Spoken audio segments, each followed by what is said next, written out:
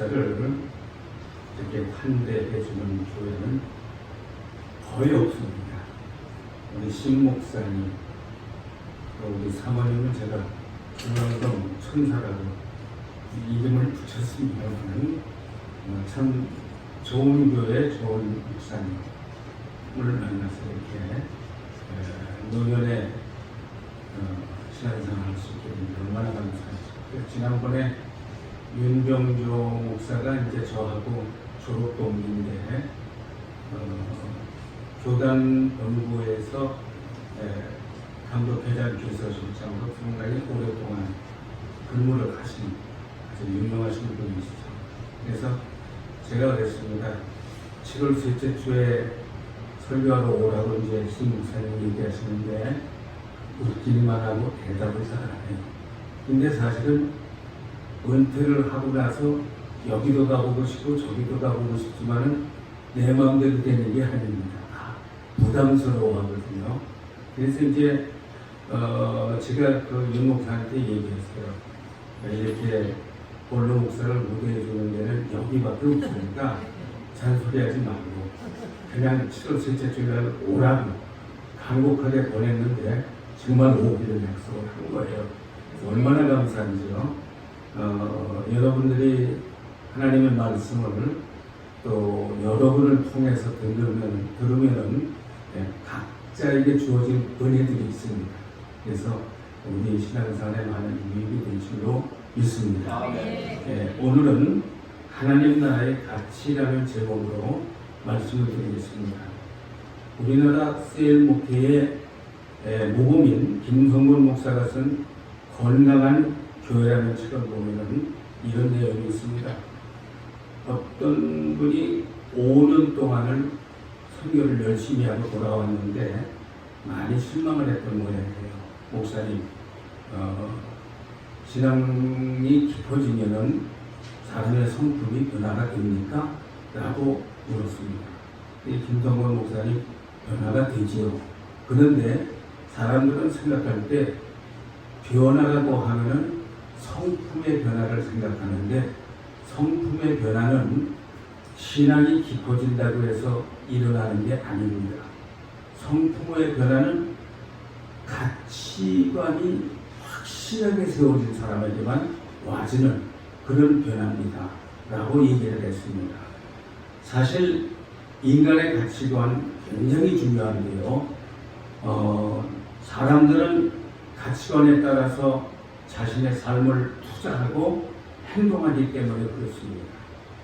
미국에서 가장 빠른 성장을 하고 있는 세들백 교회의 비고렌 목사는 이런 얘기를 했습니다. 나는 21세기 교회의 핵심 이슈는 성장이 아니라 건강이라고 생각합니다. 라고 했습니다. 건강한 교회가 되기 위하여 가장 먼저 해야 할 일이 무엇인가? 바른 가치관을 정해야 된다는 거예요. 바른 가치관이란 무엇인가? 하나님 나라의 가치를 발견하고 믿는 것이다. 라고 그렇게 얘기를 했습니다. 예수님께서는 오늘의 신약 본문인 마태복음 13장 44절에서 46절까지의 말씀에서 하나님 나라의 가치를 이렇게 설명해 주고 있습니다. 천국은 마치 밭에 감추인 보화와 같으니 사람이 이를 발견한 후 숨겨두고 기뻐하여 돌아가서 자기의 소유를 다 팔아 그 밭을 샀느니라.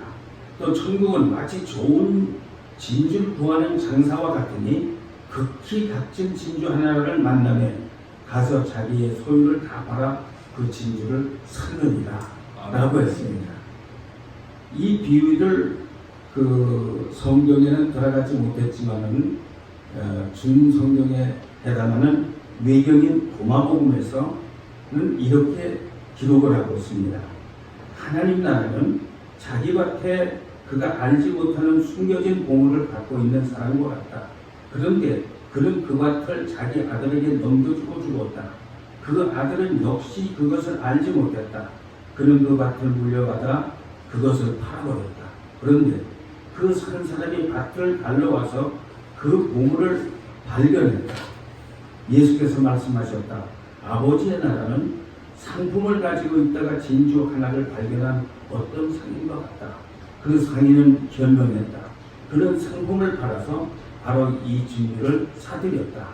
이 도마복음의 내용도 천국비에 대한 이해를 도와주고 있습니다. 여러분, 이스라엘은 우리나라처럼 외세의 침입과 내란이 굉장히 많았던 나라입니다. 그래서 이스라엘의 부자들은 항아리 같은 그릇에다가 집안의 귀중한 보물들을 다 담아서 땅속에 숨겨두었다고 합니다. 그러다가 전쟁으로 온 가족이 죽어버리거나 혹은 포로로 끌려갈 경우에는 땅 임자가 바뀌게 되고 땅에 묻어둔 보물은 잊혀지게 된다는 것입니다. 본문의 이야기는 같은 주제의 두 가지 이야기입니다. 첫째, 어떤 가난한 그 소장 농민이 밭을 일구다가 보화를 발견한 후에 전 재산을 다 팔아서 그 밭을 사물어서 그 보화를 얻게 되었다는 것입니다. 아마 그 밭 주인은 수지 맞았다고 생각했을 거예요. 이 땅값보다 더 많이 쳐줘서 돈을 주고 갔네 라고 좋아했겠죠. 그러나 이 사람은 그 땅속에 묻혀진 항아리의 그 돈들, 그것을 생각하면서 자기의 전 재산을 팔아서 그 밭을 산 거죠. 어떤 진주장사는 지금까지 보지 못했던 가장 귀한 진주를 발견하고 자기 재산을 다 팔아서 그 진주를 샀다는 이야기입니다. 예수께서는 구원을 원하는 사람들에게 마태복음 6장 33절의 말씀을 주셨습니다. 그런즉 너희는 먼저 그의 나라와 그의 의를 구하라. 이 말씀에서 주님은 천국에 가려는 사람들에게 두 가지를 요구하고 계십니다. 그 첫 번째로 뭐냐면은 먼저 그의 나라를 구하라. 이것은 천국에 들어가려는 사람들에게 주어지는 첫 번째 명령인데요. 그의 나라는 천국을 얘기합니다. 천국을 인생 최고의 가치로 정하고 살라는 얘기입니다. 그런데 사람들은 이 땅에서도 잘 살고 저 세상 천국에도 가기를 원합니다. 그렇게 되면야 얼마나 좋겠습니까마는 천국은 그렇게 쉽게 가는 나라는 아닙니다. 그래서 천국을 주님은 마태복음 6장 24절에서 이렇게 천국에 대해서 경고합니다. 한 사람이 두 주인을 섬기지 못할 것이니 혹 이를 미워하고 저를 사랑하거나 혹 이를 중히 여기고 저를 경히 여깁니다. 너희가 하나님과 재물을 경하여 섬기지 못하느니라. 우리가 살아가면서 많은 갈등을 일으킵니다. 신앙생활을 잘하다가 어떤 경우에는 옆길로 새갖고 방학을 합니다. 그래서 아주 방학에서 안 돌아오는 사람도 있고요. 어떤 사람 잠깐 갔다 또 잠깐 들어오는 경우도 있고 그렇습니다만은 신앙생활하면서 갈등을 일으키는 이유는 무엇일까? 두 주인을 섬기기 때문에 그런 것입니다. 하나를 확정하고 그것을 최고의 가치로 생각하고 그렇게 살지 않으면 우리의 신앙생활은 평생 동안 왔다 갔다 하게 될 겁니다. 그러다가 결국 영생을 잃게 되는 거죠. 여러분, 성령의 세례를 받은 사람은 구원을 보장받은 겁니까? 그거 아닙니다. 성령의 세례를 받은 사람도 넘어집니다. 천국에서 떨어져 나갑니다. 그래서 저는 처음에 예수를 믿을 때 이런 생각을 했어요. 왜 교회에 등록하는 사람은 꾸준히 있는데 1년 뒤에 보면 맨날 똑같아요. 제가 나갔던 교회는 한 120명쯤 모이는 교회인데 1년 동안에 교인들이 많이 늘어요. 늘는데 1년 뒤에 가서 보면은 다 떨어져 나가고 바로 그 자리입니다. 그럼 왜 그럴까? 저는 처음에 이해를 못했어요. 그런데 예수를 믿고 그리고 이제 그 여러 가지 이제 정보를 접하게 되면서부터 뭘 알게 됐냐면은 교회에 나와서 등록한 사람 중에서 20%만 거기에 남고 나머지 80%는 더 떨어져서 나간다는 거예요. 이 통계학적인 얘기죠. 그러나 어쨌든 간에 이제 그렇게 신앙생활을 하면서 성령의 세례까지 받았는데도 이게 왔다 갔다 하는 것이 그 원인이 무엇일까? 그것은 두 나라를 선택했기 때문에 그렇습니다. 양다리를 거쳤기 때문에 신앙생활에 갈등이 오고 넘어지게 되고 그러는 겁니다. 그래서 그 예수께서는 구원을 원하는 사람들에게 마태복음 6장 33절의 말씀을 주신 것입니다. 그런즉 너희는 먼저 그의 나라와 그의 의를 구하라. 이 말씀에서 주님은 천국에 가려는 사람들에게 두 가지를 요구하는 겁니다. 하나는 먼저 그의 나라와 의를 구하라. 하나님 나라가 내 인생의 최고의 가치가 되지 않으면 안 된다는 겁니다. 그의 나라는 천국인데 천국을 일생 최고의 가치로 정하라는 말입니다. 그런데 사람들은 이 세상에도 잘 살고 저 세상에서 저 천국에도 가기를 원합니다. 그러나 주님은 두 마음을 품는 사람들은 절대로 천국을 소유할 수가 없다라고 선언을 합니다. 주님은 마태복음 6장 33절 말미에서 그리하면 이 모든 것을 너에게 더하시리라. 먼저 그의 나라와 그의 의를 구한다면 이 모든 것을 더하자자. 여기서 이 모든 것이라는 건 뭘 얘기하는가? 먹을 것, 마실 것, 입을 것, 이거 내가 다 해결해 주겠다 하는 그런 말씀입니다.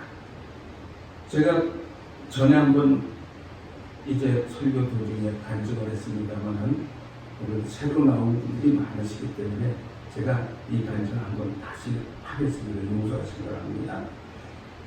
제가 신학교를 다니다가 군대 갔다 와서 그 복학을 포기하고 사업을 시작했습니다. 그러면서 나는 생각하기로 나는 목사 될 자격도 없고 그리고 이왕이면 교회 안에서 평신도로 평생 동안 한 교회만 섬기며 살았으면 좋겠다라는 그런 생각을 했었거든요. 그래서 이제 그 신학교를 그만두고 사업을 시작했는데 6개월 만에 엎었습니다. 엎었는데 이걸 빚을 갚아야 되는데 집이 그때 수원구 이호지에 한 128평이 있었거든요. 그래서 그걸 팔면은 좀 어느 정도 그 빚은 다 갚게 되고 그리고 조그만 집은 살 수 있는 그런 형편이 됐습니다. 그래서 내 생각에는 아주 그렇게 되면은 나중에 또 나갈 구멍은 생기겠지라고 내 인간적인 생각을 쭉 하게 된 거죠. 그런데 제가 이제 그 사업을 망하고 또 직장에 들어가서 직장을 다니는데 직장이 너무 편해요. 9시에 출근하고 5시 땡치면 퇴근하고 공무원인데 얼마나 좋습니까? 한 1년쯤 열심히 잘 다녔습니다. 재미있게.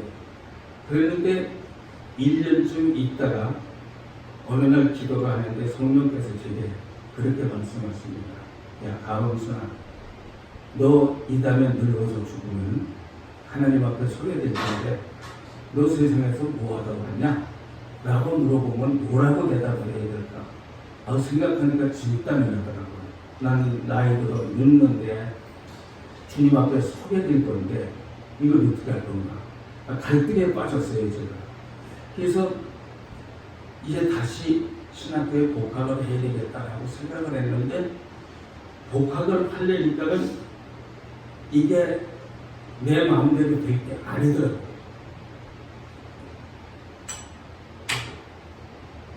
일단 집이 안 팔려서 빚을 이거 갚아야 되는데 이걸 해결을 못했어요. 그 다음에 형도 실직 상태고 내 동생도 실직 상태고 내가 벌어서 먹고 살고 있는데 나까지 떠나가면은 이거 어떡하냐. 그리고 어머니가 그때 믿음이 없으셔서 막 우시면서 그러는 거예요. 야, 네가 집안 망해놓고 너 혼자 학교를 냈다고 도망가면 너 말 되냐?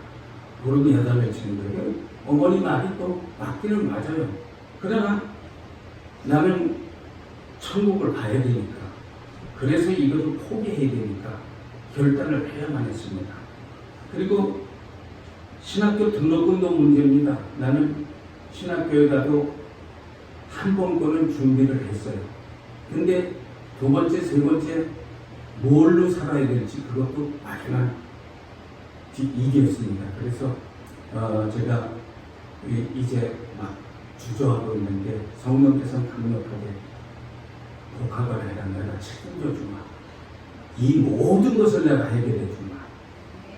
너희가 하나님의 나라와 그의 의를 구한다면 이 모든 것을 내가 해결해 주리라. 성령께서 계속 그렇게 말씀하시는 거예요. 그런데 이 결단이 안 내려지는 거예요. 이게 결단하고 가면은 이거 끝장인데 이거 어떻게 하면 좋을까?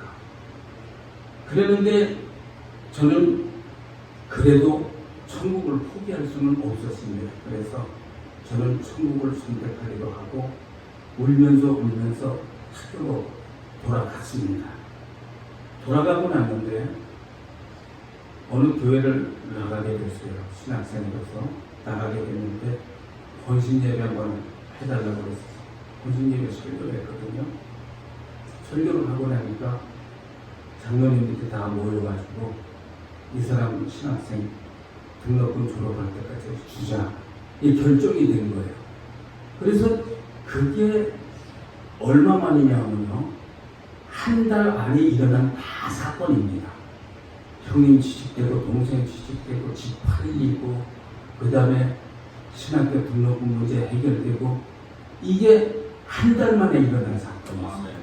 그래서 하나님을 떠나서 내 마음대로 할 때 되는 노릇이 하나도 없었어요. 하나님의 사람이 하나님의 품을 떠나서 제 마음대로 살 때 절대로 되는 노릇 없습니다. 하나님께로 돌아가야 살 수 있는 거예요. 그래서 저는 신학교 복학한 이후로 참 복을 너무너무 많이 받았어요.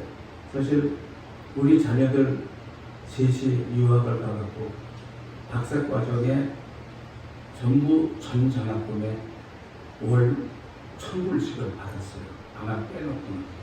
그러니까 뭐 상당히 수월하게 이제 할 수가 있었죠. 그래서 아이들 셋이 이제 박사학위를 받았으니까. 내가 만약에 수원 전하고 그냥 댕겼으면은 그런 일은 절대로 일어날 수가 없죠. 왜냐하면 애들 셋 대학 시키기도 힘든 그런 실정 아닙니까? 그래서 우리는 그 나라를 제1로 생각하고 결정을 내리면 천국을 내 인생의 가치관의 최고로 생각할 때 그때 하나님께서는 우리의 영혼의 문제, 육신의 문제도 다 해결해 주실 줄 믿습니다. 그 다음에 이제 두 번째로 주님께서 원하시는 것은 그의 의를 구하여라. 그의 의라는 하나님의 뜻에 복종하는 삶을 의미하죠. 우리 그리스도인들은 매사에 하나님의 뜻을 살아야, 복종하며 살아야 한다는 뜻이죠. 아프리카에 선교사 리처드 목사가 있었습니다. 그가 소인들에게 누가복음을 가르치기 시작한 일이 있었는데 그는 매일 10절씩 번역하여 그들에게 강해를 했습니다. 그런데 누가복음 6장 30절에 있는 말씀, 무릇 네게 구하는 자에게 주며 내 것을 가져가는 자에게 다시는 달라지 말며 라는 말씀에 이르러서는 번역을 할 수가 없었습니다. 만약에 내가 이거를 번역해서 강해를 해주면 나보고 다 달라고 그러면 내 거 다 뺏기게 되니까 이거는 도저히 못하겠다 라고 생각을 해서, 그래서 이제 그 구절은 건너뛰고 다른 걸 이제 가르쳤습니다. 그 이유는 이제 만약에 자기 걸 다 뺏기게 되면은 이게 아까운 거예요. 이 선교사도 자기도 살아야 되니까. 그래서 이제 그렇게 지나다가 어느 날 양심에 꼴리는 거예요. 양심에 꼴려갖고 이럴 게 아니다. 내가 그냥 가르쳐야 되겠다. 이 가르쳤더니 그냥 그 즉시로 와서 다 달라고 그래갖고 목사님 걸 다 뺏어갔어요. 선교사 다 뺏어가니까 교제가 됐죠. 그게 됐는데 다 나눠주니까 이 토인들이 이 선교사는 진짜 선교사다. 이런 사람을 괴롭히고는 하는데 가져갔던 걸 모두 다 갖다 줬다는 거예요. 그래서 말씀대로 순종하면 하나님께서 이런 기적도 베풀어 주실 줄 믿습니다. 예수님께서는 어린 아이와 같은 심령을 가진 사람만이 천국에 갈 수 있다고 말씀하셨습니다. 그러면 어린 아이와 어른의 심령은 어떻게 다를까요? 여러분, 아기들을 보면은 자기가 좋아하는 장난감을 손에 쥐면 절대로 놓지 않습니다. 안 뺏깁니다. 그러다가 더 좋은 장난감을 보여주면은 자기 걸 내주고 그걸 가져갑니다. 이 어린아이의 마음이죠. 어린아이처럼 깨끗한 영은 둘 중에 하나를 선택합니다. 그러나 어른들은 두 가지를 다 가지려고 하는 속셈이 있어요. 어느 책에 보니까 어떤 집에 손님이 왔어요. 그런데 주인은 손님을 대접하기 위해서 물었습니다. 술을 드시겠습니까? 밥을 드시겠습니까? 그리고 물었더니 손님은 이렇게 대답을 했답니다. 예, 저는 밥에다 술을 말아 먹겠습니다. 아주 이게 어른의 신고가 바로 이렇습니다. 사실 우리는 삭개오의 구원 사건을 통해서 영적 구원을 얻습니다. 삭개오는 인생 최고의 가치를 돈과 권력에 두었습니다. 그래서 그것들을 얻기 위해서 조국을 포기하고 신앙을 포기해야만 했습니다. 그런 돈 때문에 로마 정부의 앞잡이가 되었기 때문입니다. 그래서 그는 유대 사람들로부터 두 가지 취급을 당했습니다. 첫째는 이방인 취급을 당했고, 둘째는 창녀와 똑같은 부류의 죄인으로 취급이 됐습니다. 그래서 성전이나 회당 출입이 금지되었고, 이는 삭개오가 조국을 잃고 구원을 이뤘음을 의미하는 사건이었습니다. 그럼에도 불구하고 그는 목적했던 돈과 권력을 다 얻었습니다. 세상적인 기준으로 볼 때는 성공한 사람이죠. 왜냐하면 여리고의 세무서장이 되었기 때문입니다. 그래서 그 당시에 세무서장들은 로마 정부에서 얼마를 세금으로 내라 그러면 그걸 다 걷어가지고 그걸 바치고 나머지 띵땅은 자기가 가졌습니다. 그러니까 이제 정말 그 유대 사람들이 굉장히 멸시하고 미워하고, 그래서 성전 출입도 못하고 회당 출입도 못하고, 그렇기 때문에 이 사람은 완전히 구원을 잃어버린 거죠. 이 세상적으로는 성공했는데 영적으로는 실패한 사람입니다. 그런데 삭개오는 예수님께서 여리고를 지나가신다는 소문을 듣고는 예수님을 보기 위하여 뽕나무 위로 기어 올라갔습니다. 사실 뽕나무 하면 우리가 생각할 조그맣게 생각하잖아요. 근데 뽕나무 오래되면 굉장히 큰 나무가 됩니다. 올라갈 수가 있어요. 그러니까 이 사람이 뽕나무 위로 기어 올라가서 예수님을 보려고 한 거죠. 예수께서 뽕나무 위로 기어 올라간 그 사람, 그 여리고의 세리장 삭개오를 내려오라고 불렀습니다. 초청을 받았고, 오늘 내가 네 집에 유하여야 하겠다. 그래서 그는 기뻐서 내려와갖고 예수님 제자 일행을 자기 집으로 초청해서 아주 흥건하게 대접을 했습니다. 그런데 이제 이 사람이 예수님을 영접하고 난 다음에 두 가지를 서약합니다. 하나는 내가 재산의 절반을 팔아서 가난한 사람들을 구제하겠습니다. 또 한 가지는 내가 남에게 억울하게 돈을 착복할 일이 있다면 4배를 변상하겠습니다. 유대인의 법이거든요. 그런 결단을 하게 됩니다. 사실 우리가 생각해 볼 때 이 성공한 삭개오가 돈도 있고 권력도 있는데 왜 뽕나무까지 기어 올라갔을까? 왜 예수님을 보려고 했을까? 그 마음 한구석에 영적인 아쉬움이 있었기 때문이었습니다. 그래서 그는 인생관이 완전히 바뀌었습니다. 왜냐하면 인생의 목적으로 삼았던 돈을 포기함으로써 그의 인생관이 바뀌었음을 나타내고 있습니다. 즉 천국을 얻기 위해서 그의 가치관이 변했음을 보여주는 행동입니다. 주님은 그 사람의 모습을 보면서 이런 선언을 했습니다. 너도 이제는 아브라함의 자손이로다. 이는 삭개오도 구원을 받았음을 선언해주는 말씀이죠. 그러니까 이 사람은 가치관을 바꿔버렸어요.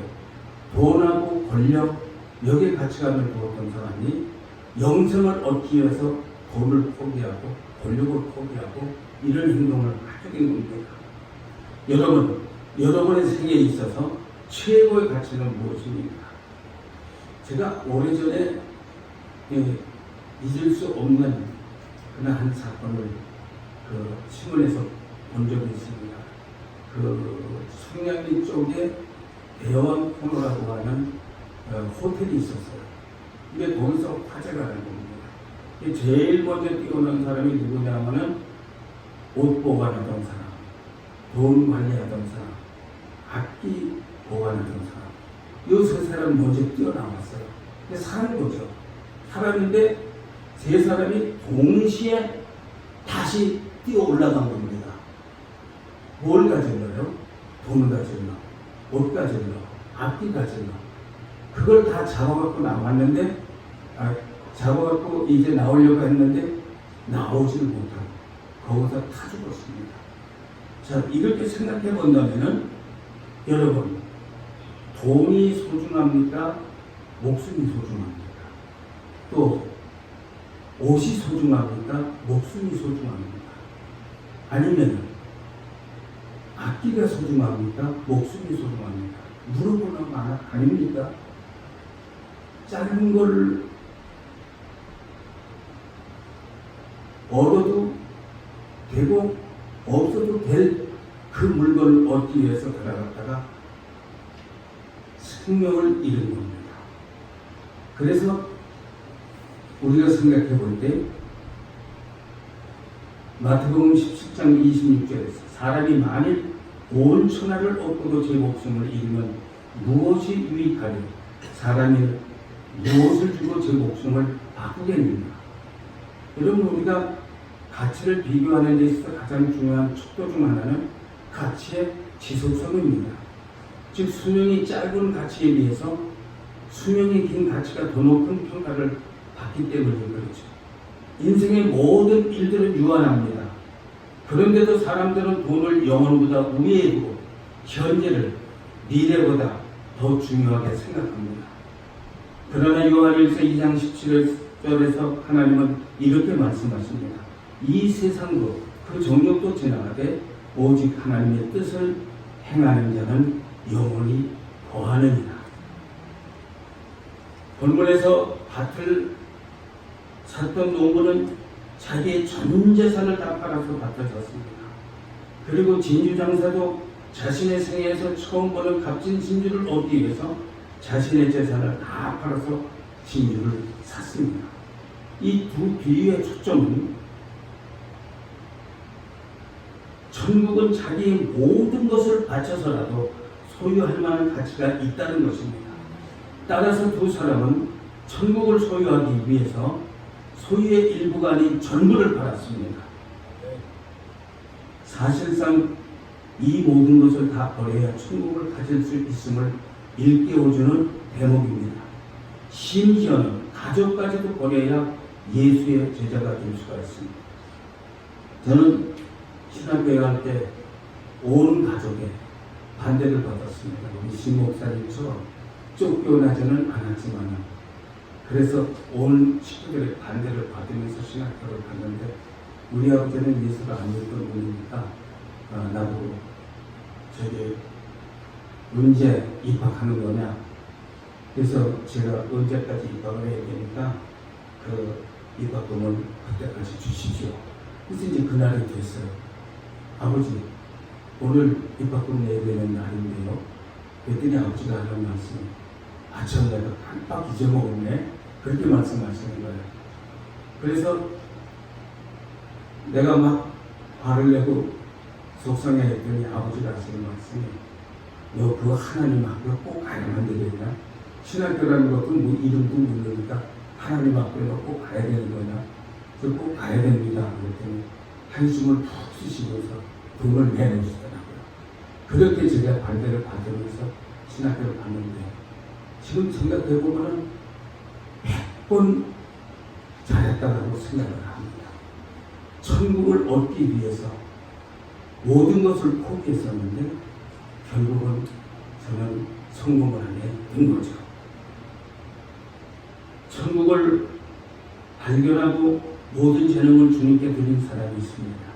그는 어렸을 때는 교회 다녔지만 성장해서 돈을 벌고 출세를 하면서부터 교회를 떠났습니다. 그런데 이 사람은 시카고 방송국의 연출가였고 인기 절정의 가수였던 지비 쇠야라는 그런 사람이었습니다. 근데 그는 돈을 벌고 출세를 하면서부터 마음에 불안이 생기기를 시작한 거예요. 그러던 어떤 날 성경을 읽으면서 예수님에 대한 추억과 향수가 되살아났습니다. 그래서 어느 날 교회 모임에 참석했다가 자신의 전 삶을 예수님께 드리기로 결심을 했습니다. 그가 그런 결심을 하고 집으로 돌아왔을 때 마침 방송국에서 전화가 왔습니다. 지금까지의 대우보다 몇 배나 더 해줄 테니까 전속 계약을 맺자는 것이었습니다. 그러나 그는 이렇게 대답했습니다. 미안하지만 전화가 한 걸음 늦었습니다. 저는 조금 전 앞으로 저희 목소리와 재능은 나를 구원하신 예수님 그리고 나의 주인 되신 하나님의 영광을 위해 사용하였다는 결단을 내렸답니다. 그래서 그가 그 이후에 자기가 손수 작사 작곡한 노래가 주 예수보다도 귀한 것은 없는니다. 우리 제가 좀 목소리가 좋으면 한번 불러드리면 좋은데 우리 신목사님도 잘하시고 예, 찬송가 94장 주 예수보다 귀한 것은 좀 같이 같이 부르시고 우리 이장로님한테 부탁하려고 했더니 특성형 다 준비가 94장 여러분 다 같이 부릅니다. 여러분 찬송 94장 작사자가 방금 말씀 속에 그 주인공이거든요. 그분이 고백하는 신앙의 고백입니다. 한번 같이 부르십시다. 94장입니다.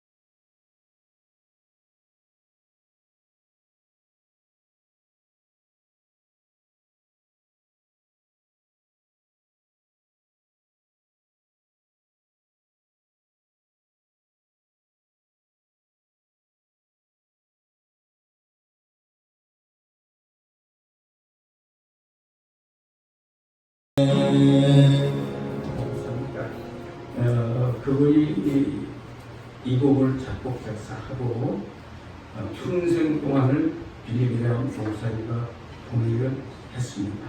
그는 우리나라의 빌리그레암 집회에 와서도 이 찬송을 부르기도 했죠. 천국은 인생의 가장 귀한 가치로 생각하는 사람의 삶은 세상 사람들과 달라야 됩니다. 런던에 가면 성 바오로 교회가 있습니다. 성 바오로 교회는 지금 약 300여 년 전 레닌경에 의해서 설계되고 건축되었다고 합니다. 교회를 건축하고 있을 때 레인병은 건축 현장을 방문합니다. 그리고 3명의 일꾼에게 물었습니다. 당신은 지금 뭘 하고 있습니까? 예, 보다시피 나는 돈을 벌기 위해서 돈을 바르고 있습니다. 두 번째 사람에게 물었습니다. 당신은 뭘 하고 있습니까? 예, 저는 레인병을 위해서 일을 하고 있습니다. 두 일꾼의 모습은 지치고 힘들어 보였습니다. 그런데 또 한 사람은 즐거운 모습으로 일을 하고 있습니다. 그래서 세 번째 일꾼에게 물었습니다. 당신은 무엇을 하고 있습니까? 예, 저는 하나님을 위해 교회를 짓고 있습니다. 건축 현장에서 일은 고되고 힘들었지만 세 번째 일꾼은 자신이 하는 일이 하나님의 영광을 위한 길임을 알고 있었기에 즐겁게 일을 할 수가 있었습니다. 그는 앞으로 이곳에서 수많은 사람들이 예배를 드리고 구원을 얻게 될 것이라는 비전을 보게 된 것이죠. 바로 이러한 비전이 인생을 가치 있게 만들어 주는 것입니다. 성도 여러분, 천국의 최고의 가치를 부여하고 사시기 바랍니다. 너희는 먼저 그의 나라와 그의 의를 구하여라. 그리하면 이 모든 것을 너희에게 주리라. 이것을 교구 5입에는 이렇게 번역을 했습니다. 너희는 하늘의 것을 구하라. 땅의 것도 주리라. 너희는 큰 것을 구하라. 작은 것도 주리라. 우리가 하나님의 나라와 의를 위하여 최선을 다하여 산다면 여러분의 영혼도 구원받고 여러분의 육신도 구원을 받습니다. 이 순서가 바뀌면 안 된다는 거죠. 여러분의 가치관에 있어서 최고가 무엇입니까? 첫 번째가 무엇입니까? 하나님 나라여야만 됩니다. 만약에 양다리를 놓치고 있으면 두 가지를 다 놓치게 됩니다. 한 가지, 하나님의 나라, 여기에다 여러분 최고의 가치를 두시고 사시면 여러분들이 영생도 얻고 또 이 세상에서도 하나님의 축복을 받으며 살게 될 줄로 믿습니다. 기도하시겠습니다. 하나님 감사합니다. 오늘의 말씀을 통하여 우리 인생의 최고의 가치가 무엇인지를 결정하고 갈등하지 않고 살 수 있는 저희들이 되게 하여 주시옵소서. 먼저 그의 나라와 의를 구하고 그리하면 이 모든 것을 너에게 더하시리라고 하신 주님의 약속의 말씀을 믿고 일생 동안 천국을 내 마음속에 제1로 생각하고 살아갈 때 영원한 생명을 얻어서 이 세상에서도 잘 살고 주님의 나라에서도 영생을 얻어 살 수 있는 귀한 은혜를 저희들에게 허락하여 주시옵소서. 예수님의 이름으로 기도하옵나이다.